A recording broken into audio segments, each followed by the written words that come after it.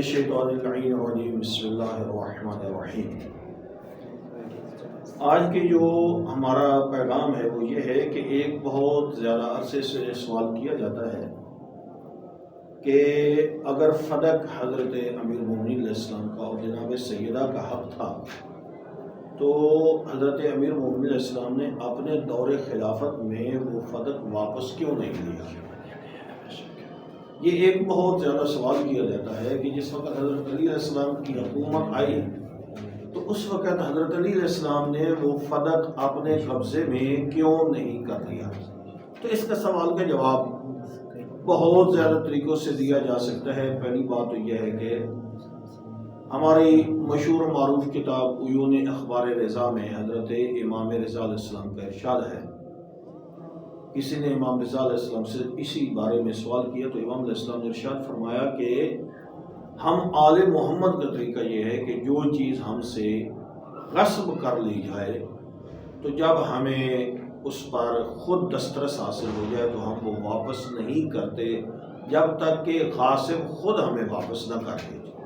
یہ ہم آل محمد کا طریقہ ہے، یعنی دوسرے لفظوں میں اہل بیت پیغمبر کا یہ طریقہ نہیں ہے کہ کسی موقع سے فائدہ اٹھایا جائے۔ ہم موقع کی تلاش میں نہیں رہتے کہ جو ہی موقع ملے اور ہم کہیں کہ ہم اپنی چیز فوری طور پر واپس لے لیں۔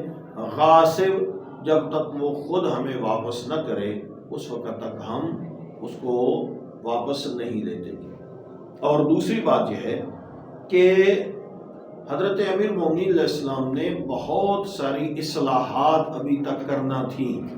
جس طریقے سے روضہ کافی میں ایک مولا کا خطبہ ہے کہ جس وقت میں بہت ساری بدعات کے بارے میں بات کرتا ہوں، جس طرح کے تراویح وغیرہ ہے یا اس قسم کی اور بہت ساری باتیں ہیں جن کی میں اصلاحات کرنا چاہتا تھا، لیکن جو ہی میں بات کرتا ہوں تو تمہاری چیخیں بلند ہونا شروع ہو جاتی ہیں، آپ کہتی ہیں ہائے فلاں کی سنت، ہائے فلاں کی سنت۔ اس لیے مولا کائنات بہت ساری اصلاحات کرنا چاہتے تھے لیکن وقت نے موقع نہ دیا، جس کی وجہ سے مولا کافی ساری اصلاحات نہ کر سکے۔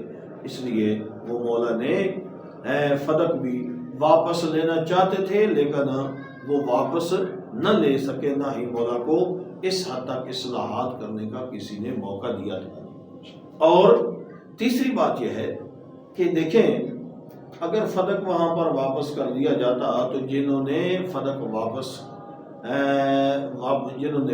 کو غصب کیا تھا جناب سیدہ مرد دم تک ایسے لوگوں پر ناراض نہیں تھی، تو صاف ظاہر ہے کہ اگر وہ واپس کر لیا جاتا تو جناب سیدہ کا وہ غم و غصہ ایسے لوگوں پر بالکل ٹھنڈا ہو جاتا۔ تو جناب سیدہ نے جس طریقے سے اس غصب پر صبر کیا، جناب امیر المومنین علیہ السلام نے بھی اسی غصب پر صبر کیا تاکہ اس صبر کے بدلے میں ہمارے اجر و ثواب میں کمی نہ ہو اور جو غاصبین ہیں ان کے عذاب میں کبھی کمی نہ ہو۔ مولا کائنات اس صبر کے ذریعے سے اپنا اجر و ثواب ضائع نہیں کرنا چاہتے تھے اور ان کا عذاب ضائع نہیں کرنا چاہتے تھے۔ تو یہ مختصر طور پر ہم یہ اس پیغام میں بتانا چاہتے ہیں کہ مولا کی بہت ساری مصلحتیں تھیں جس کی وجہ سے حضرت نے اس فدق کو اپنے قبضے میں نہیں کیا۔ اور آخر میں ایک حدیث ہے، اس کو موفق بن احمد مکی نے اپنی اسناد سے حضرت عبداللہ ابن عباس سے نقل کیا ہے۔ تو وہ تو لوگ فدق کی بات کرتے ہیں، وہ فرماتے ہیں قال رسول اللہ صلی اللہ علیہ وسلم یا علی ان اللہ تعالی زوجک فاطمہ، اے علی آپ کی شادی اللہ نے فرمائی ہے جناب زہرا کے ساتھ، وجعل صداقہ الارض، اور آپ کا پورا جناب سیدہ کا حق مہر جو ہے وہ خالق کائنات نے پوری زمین کو قرار دیا ہے۔ پوری زمین اللہ کی یہ جناب سیدہ کے مہر میں دی گئی ہے۔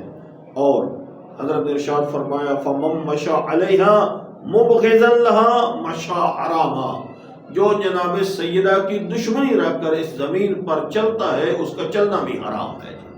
یہ جناب رسول خدا کی حدیث مبارکہ ہے۔ یہ لوگ فدق کی بات کرتے ہیں، ہم تو کہتے ہیں کہ اس پوری زمین پر ہی جو جناب سیدہ کا دشمن چلتا ہے جناب سیدہ کے ساتھ مخالفت رکھتا ہے، جناب سیدہ کے ساتھ بغض رکھتا ہے، اس کا اس زمین پر چلنا ہی حرام ہے۔